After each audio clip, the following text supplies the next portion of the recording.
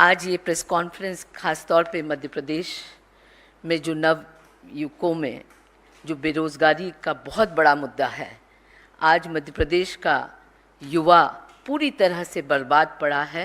2 करोड़ से ज़्यादा युवा मध्य प्रदेश में हैं और जिनके पास न तो रोज़गार है और रोज़गार के नाम पे केवल और केवल घोटाले 18 साल की बीजेपी की सरकार देती रही। कहा जाता है कि किसी भी राष्ट्र की प्रगति का आधार वहाँ के युवा होते हैं और युवा शक्ति ही देश की वर्तमान और भविष्य का निर्माण करते हैं। और ऐसी युवा शक्ति का खुद का भविष्य भारतीय जनता पार्टी की 18 साल की सरकार ने मध्य प्रदेश में बर्बाद कर दिया। भयानक बेरोजगारी, छात्रों की आत्महत्याएं और घोटालों का शर्मनाक युग मध्य प्रदेश ने 18 साल में देखा है। और जिस तरह से तमाम माफिया, चाहे वो शराब माफिया हो, भू माफिया हो, रेत माफिया हो, तमाम माफिया सरकार के संरक्षण में मध्य प्रदेश में फलते फूलते रहे, ठीक उसी प्रकार शिक्षा माफिया भी सरकार के संरक्षण में मध्य प्रदेश में फलता फूलता रहा। जिसका नतीजा क्या था? जिसका नतीजा था व्यापम घोटाला, नर्सिंग भर्ती घोटाला, पुलिस कांस्टेबल भर्ती घोटाला, शिक्षक भर्ती घोटाला, पटवारी भर्ती घोटाला। तमाम जो सरकारी नौकरियां थी वो घोटालों के भेंट चढ़ गई। पिछले 2022 में एम्प्लॉयमेंट एक्सचेंज में करीब 39 लाख बच्चे युवा रजिस्टर्ड थे और शर्मनाक है कि उसमें से सरकार केवल 21 लोगों को नौकरी दे पाई। केवल 21 लोगों को, फिर रिपीट करती हूँ, 39 लाख लोगों जो रजिस्टर्ड थे उसमें से केवल 21 लोगों को नौकरी मिली। MPPSC जो कि MP पब्लिक सर्विस कमीशन है, उसके द्वारा पिछले 5 साल में कोई नौकरी नहीं दी गई। हालत ये है कि मध्य प्रदेश में भर्ती परीक्षाएं पिछले 18 साल में न के बराबर हुई और जो भर्ती परीक्षाएं हुई उनका रिजल्ट नहीं आया। कुछ जिनका रिजल्ट आया वो भ्रष्टाचार की भेंट चढ़ गए। हर व्यक्ति मध्य प्रदेश का जानता है कि पटवारी भर्ती परीक्षा में पास होने के लिए 15 लाख रुपए की बोली लगाई गई। 15 लाख लेके पटवारी एग्ज़ाम को पास कराया गया। वहीं कांस्टेबल की भर्ती के लिए 8-8 लाख रुपए की बोली लगाई गई। और आज हालत ये है कि इंदौर जैसे शहर में ही करीब 4 लाख बच्चा छोटे शहरों का कोचिंग लेने आता है, पढ़ने आता है, तैयारी करने आता है इन एग्ज़ाम्स की, जो कि उनको एक सरकारी नौकरी दिला सके। 5-5 साल से बच्चे वहाँ पढ़ रहे हैं। किराए का घर लेके एक एक कमरे में 4-4, 5-5, 6-6 बच्चे रहते हैं, क्योंकि माता पिता के पास इतना पैसा नहीं कि उनके रहने, खाने, शिक्षा के लिए खर्च किया जाए। ऐसी बुरी स्थिति में भी रह के बच्चे बस एक सरकारी नौकरी के लिए मेहनत कर रहे हैं, पर जब रिजल्ट आता है पता लगता है कि भ्रष्टाचार के भेंट उनकी नौकरी चढ़ गई और वो क्योंकि रिश्वत नहीं दे पाए घोटालेबाजों को, इसलिए उनको वो नौकरी नहीं मिली। जहाँ तक ये तो था सरकारी नौकरियों का आलम। अगर हम प्राइवेट जॉब की बात करें तो मध्य प्रदेश ऐसा प्रदेश है, दुर्भाग्यपूर्ण है कि मध्य प्रदेश ऐसा प्रदेश है जहाँ पिछले 18 सालों में निवेश के नाम पर कुछ भी नहीं आया। और निवेश की बात करें जब, तो बड़े बड़े ग्लोबल इन्वेस्टर्स मीट कराए गए जिसमें करोड़ों रुपए सरकार ने पानी की तरह बहाया और बड़े बड़े इवेंट करें, क्योंकि मध्य प्रदेश सरकार केवल इवेंट करने में विश्वास रखती थी, उसका नतीजा या उसका परिणाम से कुछ निवेश आया हो, ऐसा नहीं। 18 लाख करोड़ के निवेश की घोषणा सरकार ने की, पर धरातल पे कुछ भी नहीं उतरा।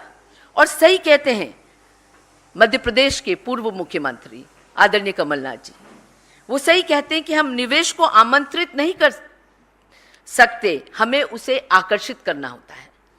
और मध्य प्रदेश निवेशकों के लिए कोई आकर्षण का केंद्र नहीं है, क्योंकि इतना भ्रष्टाचार है वहाँ, 50% का भ्रष्टाचार है हर चीज में। ऐसे में कौन निवेशक आके मध्य प्रदेश में निवेश करना चाहेगा? इसलिए जो प्राइवेट सेक्टर के जॉब्स हैं, उससे भी हमारा नवयुवक पूरी तरह से वंचित रहा। और बार बार परीक्षा देने के बावजूद इन घोटालों के चलते कर्ज के तले दबे माता पिता के प्रेशर में मध्य प्रदेश का नवयुवक फांसी के फंदे पे झूलता रहा।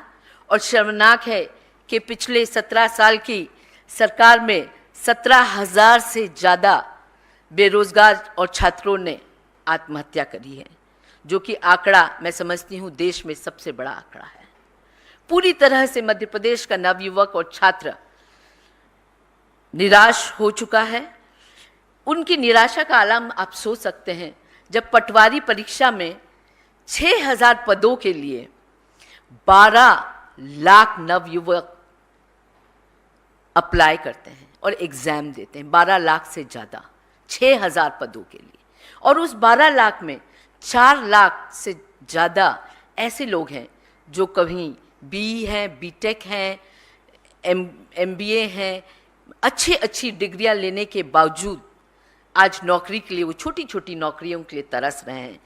2-4 साल पहले चपरासियों की भर्ती निकली थी विभिन्न शासकीय ऑफिसेज में, और आपको जान के आश्चर्य होगा कि 1,333 पदों के लिए करीब 4 लाख लोगों ने अप्लाई किया, युवा ने अप्लाई किया। और उसकी जिसकी न्यूनतम शैक्षणिक योग्यता कक्षा 8 थी, मतलब 8वीं पास होना उसमें बेसिक रिक्वायरमेंट था, उसमें हमको शर्म आती है कि MBA, MA, MCOM, MSc पास लोगों ने भी अप्लाई किया था। तो आप सोच सकते हैं कि कितनी दयनीय स्थिति है मध्य प्रदेश में और कितना भयावह रूप है बेरोजगारी का और गरीबी का मध्य प्रदेश में। अगर हम उच्च शिक्षा की बात करें मध्य प्रदेश में, स्कूली शिक्षा की बात करें मध्य प्रदेश में, उच्च शिक्षा का ये हाल है कि 18 से 23 साल के बीच में करीब 95 लाख युवा आते हैं, और इन 95 लाख युवाओं में 70 लाख युवा उच्च शिक्षा लेने से वंचित हैं। मध्य प्रदेश में प्रति लाख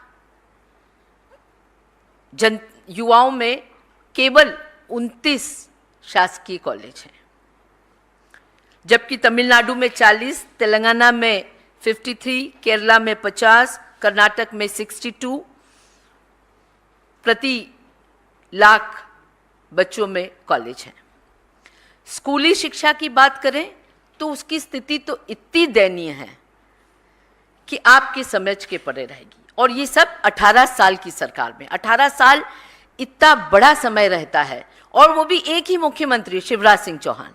ऐसा नहीं कि कोई पॉलिटिकल टर्मोइल था या कुछ था, एक आदमी ने करा दूसरे मुख्यमंत्री ने नहीं करा, ऐसा नहीं है। केवल एक मुख्यमंत्री शिवराज सिंह चौहान, जो दिन भर गाल बजा बजा के घोषणाएं करते हैं।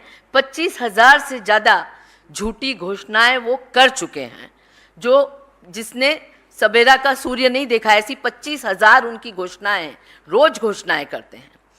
ऐसे में स्कूली शिक्षा इतनी बदहाल है कि प्रदेश के 2621 स्कूल्स में कोई टीचर नहीं है, एक भी टीचर नहीं है।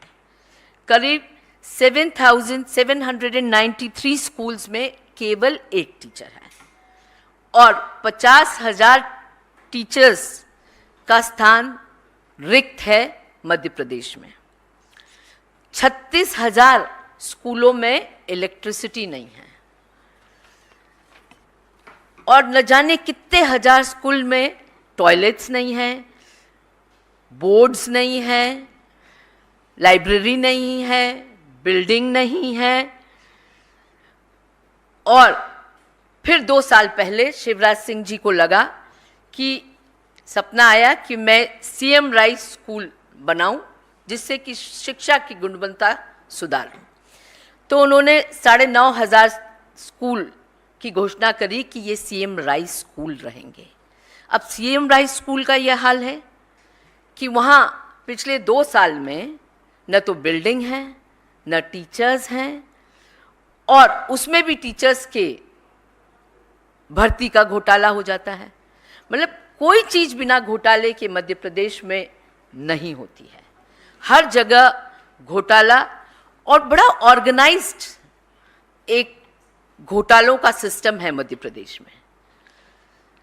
जैसे कि हमने देखा कि व्यापम का जो घोटाला हुआ था, पूरे देश ही नहीं पूरे विश्व में उसकी चर्चा थी, जिसमें 3,000 करोड़ रुपए का घोटाला हुआ था और असंख्य युवाओं का भविष्य अंधकार में डूब गया। उसकी वजह से 55 से ज़्यादा मौतें हुई थी, जिसमें जो बच्चे गवाह थे उनकी भी मौत हुई, कुछ पत्रकारों की भी मौत हुई और कई लोग आत्महत्या करने के लिए विवश हुए। प्रदेश में फिर एक नर्सिंग का घोटाला हुआ। नर्सिंग के घोटाले में आश्चर्य होगा आपको कि 800 नर्सिंग कॉलेजेस में 1000 ऐसे टीचिंग फैकल्टी हैं जो कि कई कॉलेजेस में जो फेक हैं, जो केवल रजिस्टर में हैं, ऐसे हैं। इसमें 1 लाख से ज़्यादा बच्चों का जीवन बर्बाद हो रहा है, क्योंकि पिछले 3 साल से नर्सिंग की कोई एग्जाम ही नहीं हो रही है। बच्चे वहीं की वहीं खड़े हैं 3 साल से। और सीबीआई की जांच, जब शोर मचा तो सीबीआई की जांच चल रही है, जिसमें 19 कॉलेजेस को रद्द किया गया। पहली बात, जो बेसिक रिक्वायरमेंट है एक नर्सिंग कॉलेज के लिए, उनकी पूर्ति क्यों नहीं हुई? क्यों जिसके पास 40,000 स्क्वायर फीट जमीन हो और कम से कम 100 बेड का हॉस्पिटल हो, ऐसे लोगों को नर्सिंग कॉलेजेस अलॉट किया जा सकता है, तो उनको ना करके 2 कमरे के नर्सिंग कॉलेज भी हैं, तो कहीं फैक्ट्री पे भी नर्सिंग कॉलेज का बोर्ड चिपका हुआ है। 1 लाख से ज़्यादा हमारे बच्चों का भविष्य इस नर्सिंग घोटाले की बलि चढ़ गया। इसके बाद आता है शिक्षक भर्ती घोटाला। अब शिक्षक भर्ती घोटाला का आलम यह है कि शिक्षकों की भर्ती हुई, बड़ा शोर मचा कि शिक्षकों की भर्ती हो रही है। जब इसमें देखा गया कि कुछ ज़रूरत से ज़्यादा दिव्यांगों की भर्ती हुई है, फिजिकली चैलेंज लोगों की भर्ती हुई है, और जब उसकी जांच हुई तो 184 चैलेंज लोगों की सूची की जांच हुई तो 66 उसमें सर्टिफिकेट्स फेक पाए गए, जिन्होंने बताया कि उनको सुनने में कहीं हेयरिंग प्रॉब्लम है और उसके नाम पे झूठे सर्टिफिकेट बनाकर ये उनको, मतलब विकलांगों की भी जो पद हैं उसमें भी घोटाला करने से ये सरकार नहीं चूकी, भारतीय जनता पार्टी की शिवराज सिंह जी की सरकार। और इस तरह से शिक्षक भर्ती घोटाला हुआ। पटवारी भर्ती घोटाला, ये तो व्यापम 2 था, बहुत बड़ा घोटाला था। और इसमें जब ये घोटाला पकड़ा गया तो पता लगा कि एक ही सेंटर एनआरआई कॉलेज ग्वालियर में, जो कि बीजेपी के एक विधायक कुशवाहा का है, वहाँ टॉपर्स 10 टॉपर्स में से 7 टॉपर उसी कॉलेज में एग्ज़ाम देने के लिए बैठे थे, और यहाँ से 144 लोग भी सिलेक्ट हुए। और पटवारी जैसा कि मैंने बताया कि 6000 पद के लिए करीब 12 लाख बच्चों ने एग्ज़ाम दी थी। वो लगातार सड़कों पे संघर्ष करते रहे और उनको क्या मिला? लाठी ठूसे, जेल में भरा गया इन बच्चों को, पर न्याय उनको कभी नहीं मिला। और बड़ी बड़ी बातें शिवराज सिंह जी करते थे नवयुवकों के लिए, युवा नीति बनाई, पर जो उनका अधिकार है रोजगार, उससे उनको हमेशा वंचित रखा। चाहे वो गवर्नमेंट जॉब की बात करें, चाहे हम प्राइवेट जॉब की बात करें। मध्य प्रदेश में ये बच्चे एग्ज़ाम में कई हज़ार रुपया खर्च चुके, हर बार नई फीस होती, एग्ज़ाम फीस भरनी पड़ती, फिर एग्ज़ाम होता, फिर कैंसिल होता, हज़ारों रुपए इसमें भर चुके, कई लाख रुपए उनके कोचिंग और उनके रुकने की व्यवस्था में उनके पेरेंट्स खर्च कर चुके। और नतीजा क्या कि कहीं नौकरी नहीं मिलने की स्थिति में इन घोटालों के चलते वो एज बार भी उसमें से बहुत सारे बच्चे हो गए और विवश हुए। जब निराश हुए तो विवश हुए, अपने कहीं बेचारे मुंह दिखाने लायक नहीं रहे, क्योंकि इतना पढ़ लिख कर भी उनको जब नौकरियां नहीं मिली और घोटालों के बली उनका रोजगार चढ़ गया, तो वो उन्होंने फांसी के फंदे को चूमा, जो कि बहुत ही दुर्भाग्यपूर्ण है। और देखिए कि इन सब घोटालों की जहां जांच, जो कुछ घोटालों की जांच हो रही थी, वो सतपुड़ा भवन में उसके सब साक्ष्य थे, तो उस सतपुड़ा भवन में ही आग लगा दी गई। देखिए तमाशा, जिससे कि कहीं कोई घोटाला जहां भारतीय जनता पार्टी के मंत्री, मुख्यमंत्री, उनके दलाल लिप्त थे, कहीं उनका नाम ना आए, इसलिए उस सतपुड़ा भवन को ही स्वाहा कर दिया गया। और उस भवन के साथ मध्य प्रदेश के करोड़ों नवयुवकों के भविष्य को स्वाहा इस भ्रष्ट सरकार ने शिवराज सिंह की किया, जो कि बहुत ही दुर्भाग्यपूर्ण है।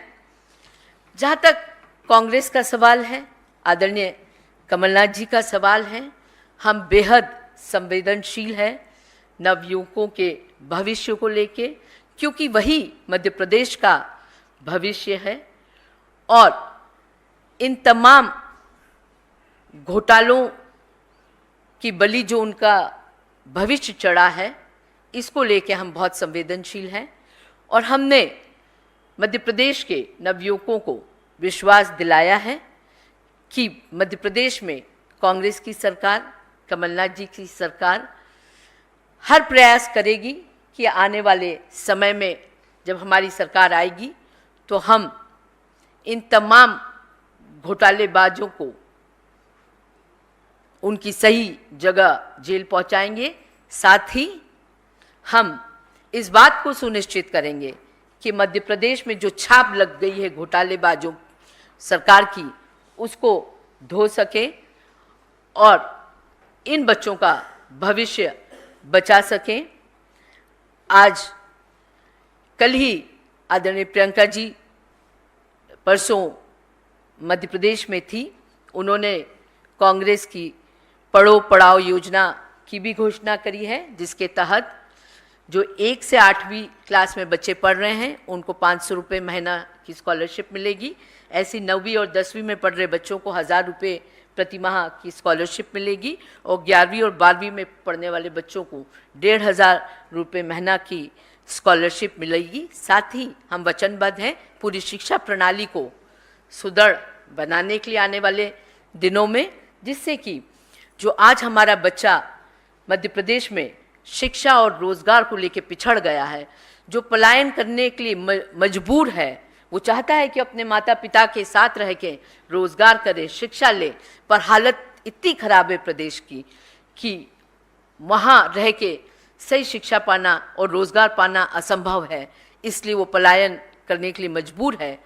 तो ऐसे में हमारी पूरी कोशिश रहेगी कि हम अच्छी शिक्षा और रोजगार दोनों हमारे प्रदेश के युवा को उपलब्ध कराएं, जिससे उसको पलायन नहीं करना पड़े। मध्य प्रदेश का नाम दूसरे राज्यों के साथ आए, जहाँ जो जाने जाते हैं अच्छे रोजगार और शिक्षा के लिए, जैसे कर्नाटक, महाराष्ट्र, तमाम राज्य हैं जिनके नाम आते, तो हम भी चाहते हैं हमारा नवयुवक भी सर उठा के बोले कि हाँ, मैं मध्य प्रदेश से हूँ जहाँ अच्छी शिक्षा और रोजगार मिलती है। Thank you. अब आप कुछ पूछना चाहें तो पूछें। इसी तक सीमित रहूँगी मैं, बेरोजगार और Ma'am, good afternoon. I'm Yeah. Sahil from ANI. BJP has filed a complaint with Election Commission over Priyanka Gandhi's poll promise, which she made in Madhya Pradesh, and the complainant did say that it's a violation of Model Code of Conduct, and also said it's a tempting announcement that has been made without any concrete plan, just to influence the voting. What do you have to say on that? देखिए, मध्य प्रदेश में BJP पूरी तरह से बौखलाई हुई है, उसको समझ नहीं आ रहा कि क्या करें।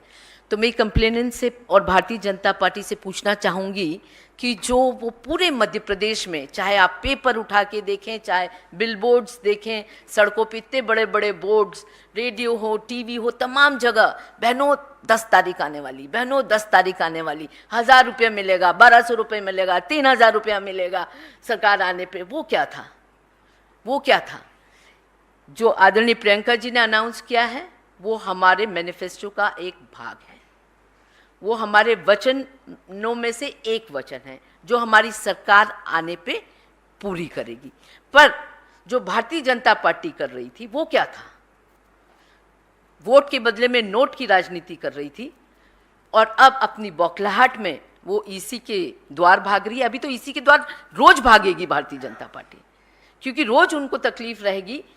जो वचन हम दे रहे हैं प्रदेश के लिए, हम उसके लिए कटिबद्ध हैं। पहले भी जब हमने पिछले 2018 में ये वचन दिया था कि हम किसानों का कर्जा माफ़ करेंगे, तो 27 लाख किसानों का हमने कर्जा माफ़ किया था।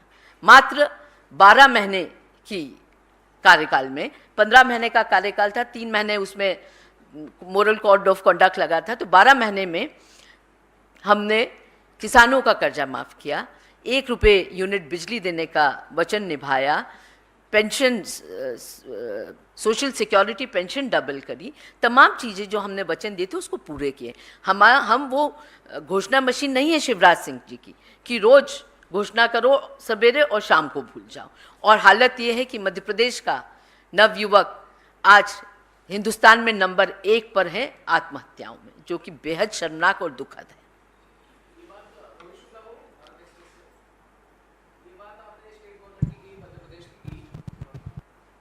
आवाज तेज है मेरी? हाँ। स्टेट गवर्नमेंट की बात हो गई, हाँ। अब सेंट्रल गवर्नमेंट की बात है। पिछले साल प्रधानमंत्री नरेंद्र मोदी ने वायदा किया था कि साल 2023 के अंत तक मिशन मोड में 10 लाख नौकरियां दी जाएंगी। राज्यसभा में 2 बार सवाल उठाया जा चुका है, दोनों बार जितेंद्र सिंह ने ये जवाब दिया है कि ये डाटा उनके पास नहीं है, और लास्ट में उन्होंने जवाब दिया है कि 9,79,000 के आसपास पद अभी सेंट्रल गवर्नमेंट में ही अकेले खाली हैं। तो ये फेलियर आपको नहीं लगता कि सिर्फ स्टेट लेवल पे नहीं है, सेंट्रल लेवल पे भी है? देखिए, ये फेलियर तो पूरे सेंट्रल गवर्नमेंट का भी है, क्योंकि 2 करोड़ रोजगार का वादा हर साल का किया था। पर आज क्योंकि मैं मध्य प्रदेश के संदर्भ में ये प्रेस कॉन्फ्रेंस ले रही हूँ, इसलिए मैंने आपसे मध्य प्रदेश की चर्चा करी। बाकी हम जानते हैं कि जुमले मोदी जी हो, अमित शाह हो, शिवराज सिंह चौहान हो, सबके जुमलों से पूरा देश वाकिफ है। नमस्कार मैम, अभिषेक आनंद, भारत 24 से। एक्चुअली आपने शिक्षा को लेकर के आपने काफ़ी सारी चीज़ों को बताया कि मध्य प्रदेश में जिस तरीके की अभी माहौल जो है, वहाँ पे बच्चे जो है वो पलायन करने के लिए भी उतारू हो चुके हैं, और साथ ही साथ सुसाइड भी वहाँ पे कर रहे हैं इस चीज़ को लेके। तो जिस तरीके से सोनिया गांधी जी ने वहाँ पे जो कहा है कि 1 से 8 कक्षा के लोगों को जो 500 रुपये मिलेंगे, जो वायदे जो किए गए हैं, तो क्या लगता है कि जिस तरीके से अभी उन लोगों का माइंड सेटअप जो बन चुका है 17 सालों में जिस तरीके का वहाँ पर सरकार भी बनाई गई है, तो किस तरीके से उनके माइंड सेटअप को आप चेंज करेंगे? और जो काफ़ी सारे ऐसी बाहर आप जाते होंगे तो काफ़ी सारे ऐसे क्वेश्चंस भी आपसे राइज किए जाते होंगे, तो उसको आप किस तरीके से हैंडल करेंगे? देखिए, सबसे पहली बात है कि जो स्कूली शिक्षा है उसका स्तर सुधारेंगे, और बच्चों को मुफ्त में जो शिक्षा है 12वीं तक वो मिलेगी। और साथ ही ये स्कॉलरशिप जिसका वचन हमने दिया है, प्रियंका जी ने दिया है, आदरणीय कमलनाथ जी, कांग्रेस की आने वाली सरकार जो दे रही है, वो निश्चित ही बच्चों को प्रोत्साहित करेगा उनकी मदद करेगा कि वो अपनी किताबों से लेके अपने पढ़ाई पर खर्च कर सकेगा, उसमें शक्ति आएगी वो खर्च करने की, और प्रेरित होगा कि भाई वो बीच में एजुकेशन छोड़े ना, 8वीं के बाद नहीं छोड़े, फॉल आउट नहीं होगा, 10वीं के बाद ना छोड़े, 12वीं तक करे, उसके बाद कॉलेज एजुकेशन के लिए जाए। इस बात को प्रोत्साहित करने के लिए ये स्कॉलरशिप दी जा रही है, और साथ ही एजुकेशन सिस्टम को हम सुधार करेंगे और इतना अच्छा बनाएंगे कि सरकारी स्कूलों में उनको प्राइवेट स्कूल से अच्छी शिक्षा मिल सके, इस बात को हम सुनिश्चित करेंगे। मैम, शुभा मैम इधर। मैम, राज्य सरकार पे बहुत कर्जा है, लगातार आप लोग कह चुके हैं कि लगातार कर्जे ही लेके काम कर रहे हैं। आप लोगों ने वादा किया है कि जब सरकार में आएंगे तो महिलाओं के खाते में 1500 रुपए देंगे। अब ये शिक्षा की बात हो गई कि 500 रुपए, 1000 रुपए, 1500 रुपए। तो जब सरकार के पास पैसा ही नहीं है तो आप लोग अपने वादे कैसे पूरे कर लेंगे? देखिए, सब जानते हैं कि मध्य प्रदेश में को आज कर्जे में डुबा के रखा हुआ है। हर व्यक्ति के सर करीब 60,000 का कर्जा है, और ऐसे में आपका प्रश्न बहुत ही ठीक है कि हम इसे कैसे पूरा करेंगे। जब पिछली बार 2018 में हमने सरकार ली थी, तभी भी कर्जा था हर व्यक्ति पे करीब 25-30 हज़ार का कर्जा हर व्यक्ति के सर था तभी भी, और जो हमने वचन दिया था कि हम किसानों का कर्जा माफ़ करेंगे तो वो किया। और आदरणीय कमलनाथ जी ने बहुत साफ तौर पे कहा कि हम जो भी वचन देते हैं उसको इकोनॉमिकली कैसे वायबल होगा, उस पर स्टडी करके, टॉप इकोनॉमिस्ट लोगों से चर्चा करके, उसके बाद ही हम कोई वचन देते हैं। और साथ ही जो भारतीय जनता पार्टी का मेजर लीकेज है वो है भ्रष्टाचार। भ्रष्टाचार में जो योजना बनती है, एक तो इवेंट मैनेजमेंट में पूरा उसका 1/4 बजट इवेंट मैनेजमेंट में चला जाता है, और फिर 50% का भ्रष्टाचार हो जाता है, तो कुछ बचता नहीं है। तो जहाँ तक हमारा सवाल है, हमने पिछली बार भी ये कहा था, पिछली सरकार के दौरान 2018 में, और आज 2023 में भी हम खड़े होकर कह रहे हैं कि जो लीकेज है, चाहे वो भ्रष्टाचार का हो, चाहे इवेंट मैनेजमेंट में टैक्स पेयर्स का पैसा पानी की तरह बर्बाद करने का हो, इस पे जरूर रोक लगेगी।